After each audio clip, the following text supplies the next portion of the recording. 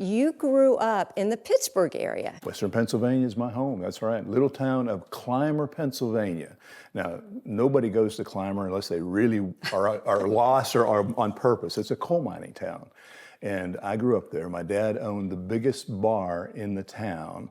Okay, really the biggest bar in the county, because we had 9 churches and 8 bars. And my dad owned the biggest of the bars, and my mom played piano in the biggest of the churches. So it was just a constant conflict at our home. My dad was not a Christian person for a lot of years, not for a lot of years. But my mom prayed for him for 38 years. And there came a point, and I don't know if you knew a little bit about my past. We kind of keep it secret here in Nashville. I used to be a musician. This is shh, don't tell anybody, because we have some great musicians here in Nashville, incredible musicians. I played drums, and I was never any good, but I smiled a lot and I was loud, so everybody thought I was good.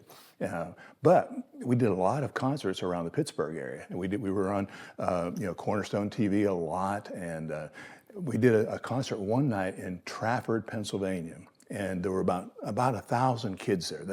Our music was more contemporary, and so most of the people that came were younger.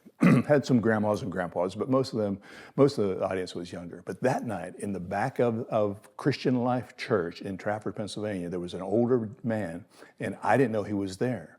But we gave an invitation, as we did every night for 20 years on the road. We would have an invitation for anybody who wanted to come and pray, if you want to talk about your relationship with the Lord, how do you get to know Jesus, how to be filled with the Holy Spirit, whole thing. And usually we'd have about 200 kids that we would be talking to after the concert.